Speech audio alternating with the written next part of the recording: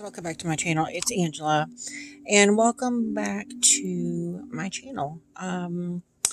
I found a spread, and I actually bought the new Llewellyn's Tarot calendar. It's right here by Barbara Moore. And in February, there was a spread in here using the SoCats Tarot, which is this deck. And I've talked about this deck many times. But it's called The Anatomy of a Memory. There's 5 cards, and as you can see, I've already done a meditation and drew the cards.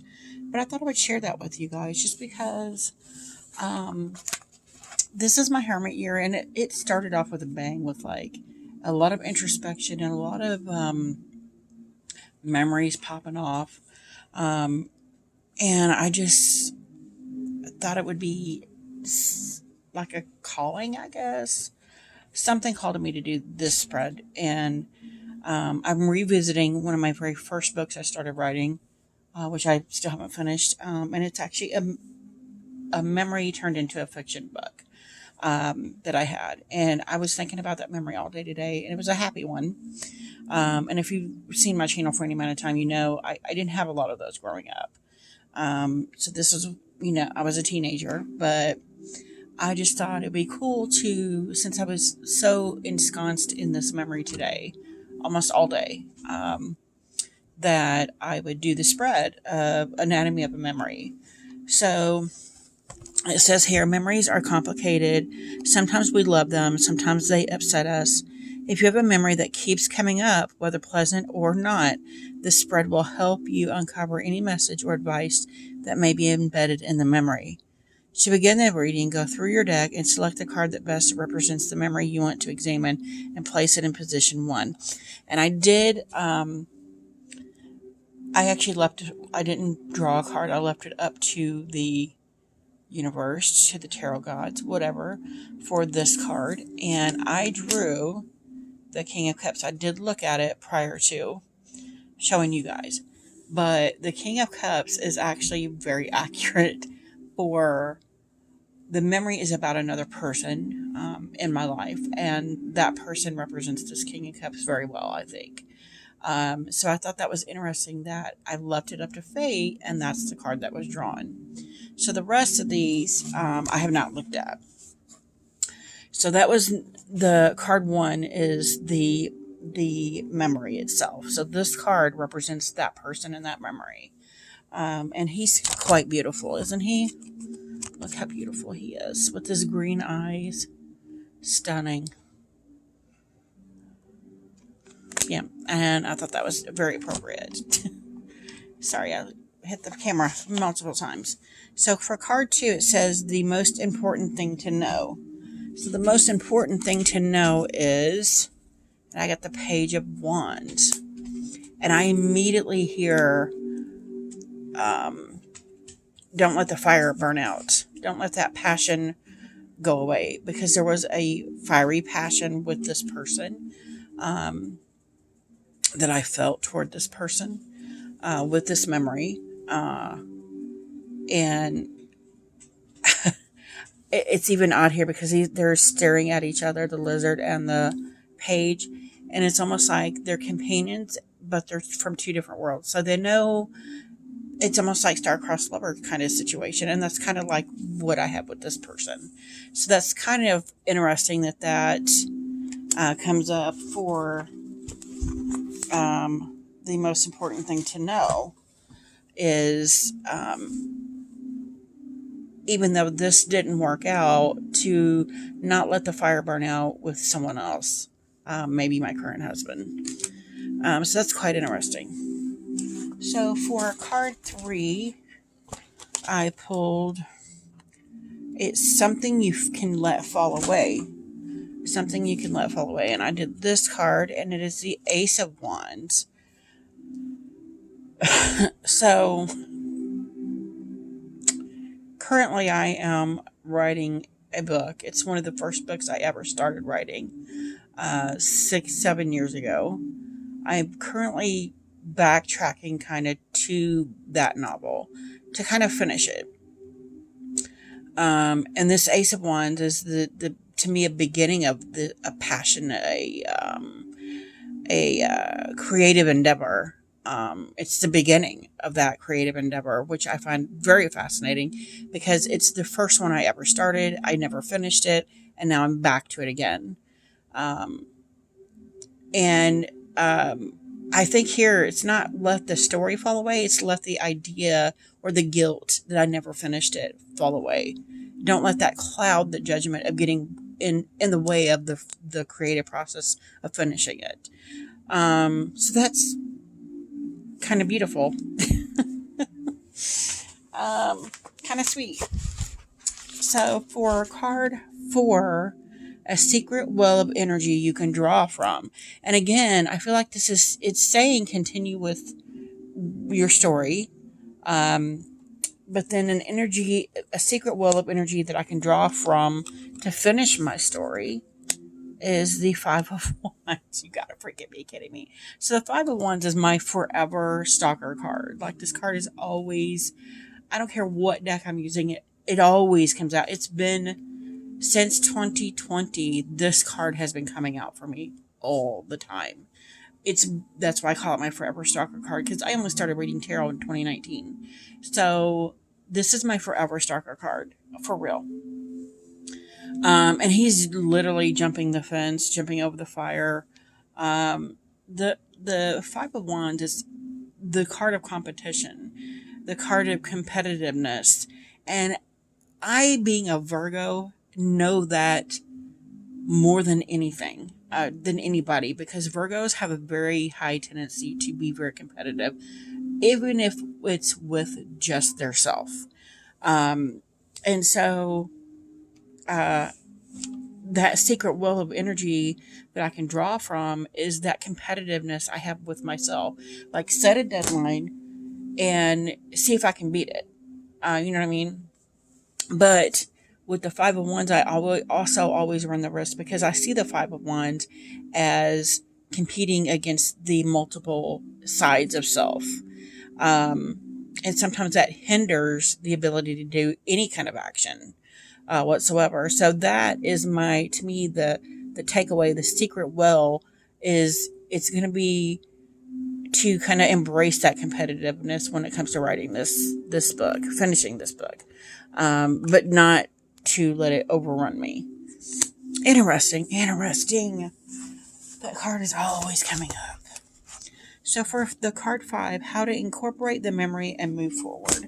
How can I incorporate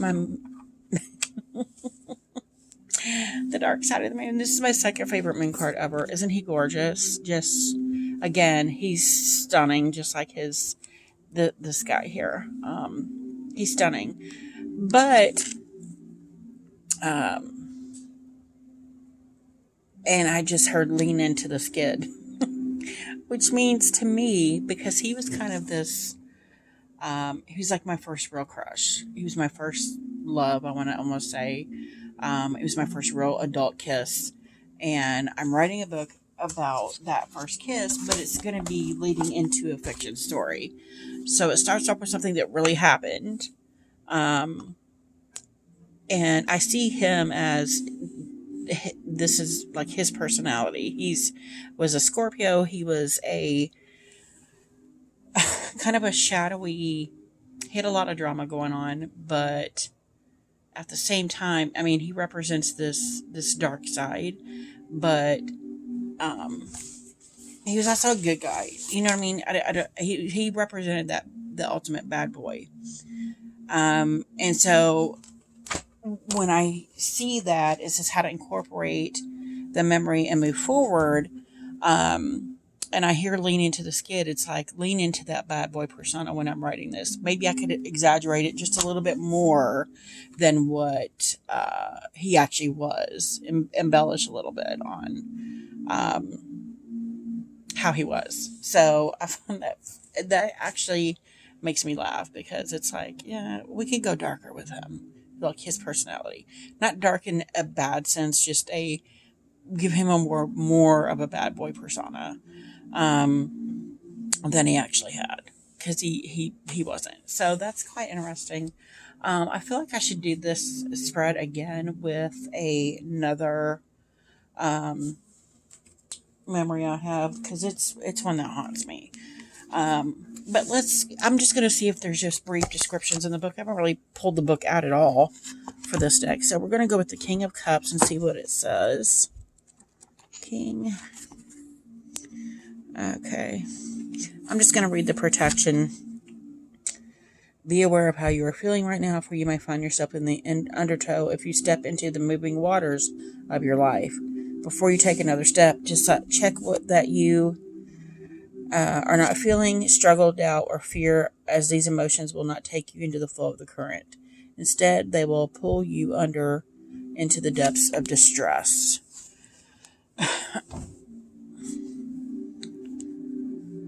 And I feel like it's maybe time to finish the book, but at the same time, it's almost like it's saying, don't let the memories overflow you and create havoc in your current life. Because this was a lifetime ago. This is something that was this whole spread is about a memory that is just a memory at this point. It is one from my youth. It is not something that has ever come to pass beyond a little, couple of kisses and a flirtation when I was young. So I find that very interesting, that it's like don't get caught up in the emotions of things, and I find that interesting. Wow. So then we have the Page of Wands, and that was for question for the most important thing to know. If I can find the wands, there it is. Protection. Your legs are restless and your mind is imagining all the other things it would prefer to be doing it. You still have work to do first. No matter how much you are itching to be outside, first steady yourself. Keep your fire contained and find some sense of control. Otherwise, you might end up burning yourself by doing something you will regret.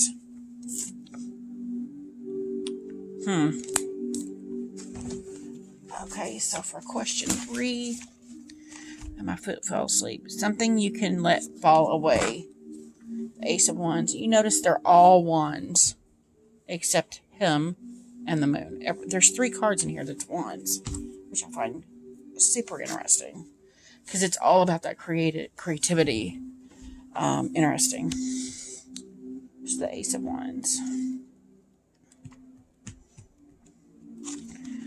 And protection. Taking a moment to study yourself before you act can be extremely beneficial, especially when what you are now moving into is much larger than you first anticipated. Everything new brings with it the element of the unknown. So it's okay to take a breath and allow yourself space to see the bigger picture. And again, this is kind of counterintuitive on the moon here. Talking about taking a moment to step away from the picture and the element of the unknown, because that's what we get with the moon, is this dark spot that we may not always be able to see. So that's interesting. Then we have the 5 of Wands for number 4 was a secret well of energy you can draw from. And I still find it hilarious that it's the 5 of Wands, and I turned right to it. Protection. Sometimes things have to go horribly wrong in order for you to see that you need to move. Just like our soul cat, you need a fire under you to make you take action. It is really kind of a shame that you have to wait until your pants are on fire to get the message. But hey, lucky for you, the soul cats are always too happy to strike a match and send you forth into action. I love it. I love it. So this one's kind of saying evaluate before you take this action, but this one's like you really need to get a move on, especially with this book being 7 years old. I haven't finished it. It's time. Yeah. So then we have the moon for the last question, and it is how to incorporate the memory and move forward. how can I incorporate this memory and move forward with it? I don't know why that just went to the devil. I was at the, there it is. Okay, let's look at protection. My foot's won't wake up. Not everyone slows down when the moon is high. Oh no. For some, like our soul cat, the moon stirs their energy and awakens their creativity. And again, we got creativity. There's a pattern here. When the rest of the world slumbers, you too are energized and inspired, capitalizing on the cool quiet the darkness brings. And that is, I am terrified of the dark because of an incident I had, a paranormal experience I had years ago. So I literally sleep with a nightlight. But I've always been one of them people that as soon as it gets dark, I'm wide awake. As soon as there's a full moon, I can feel it in my bones, my body. I feel this energy coursing through me.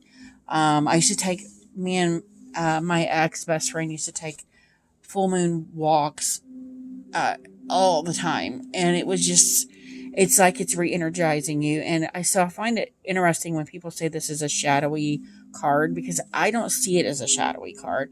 I see the moon as, even in darkness, the moon is there to light you, to guide you back to the path. If you've gone astray, or lead you back into the light from your darkness. And I find that beautiful. So that really speaks to me with what it's saying about when the rest of the world slumbers, you are energized and inspired. And I do a lot of my writing at night. So it makes sense. Capitalizing on the cool quiet the darkness brings. Use this time wisely. As there is a reason this is your time of peak productivity. Dreams happen under the influence of the moon. And I've said this before, and it's weird because I don't have dreams with the full moon, but when it's a new moon, I have a lot of crazy ass dreams. Like, so every night there's crazy dreams. And a lot of times it is a prophetic dream. It's the crazier usually, the more I need to pay attention to it, because there's a lot of hidden truth in there, which is interesting.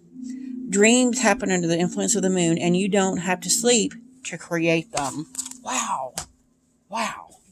You don't have to sleep to create them. So this is speaking to like a literal dream you have, like not when you're asleep, like a dream you have of becoming a writer or whatever. And I just found that interesting that kind of ties into the rest of the spread with the whole creative, the story, the getting the move on, the shadows, the patterns, and I just that just gives me all over chills. But that is my spread that I pulled off of this calendar. The Soul Cat, or this is the Llewellyn Tarot calendar, and I pulled it from my Soul Cats because that's what the deck is they used on there. I use this deck a lot. I love this deck. Yeah, if you guys have any questions, comments, concerns, don't hesitate to comment below. If you like this video, give me a thumbs up. If you want to see more, please subscribe, and don't forget to hit that notification button so you're alerted to any future videos. And you guys have a good night. Bye.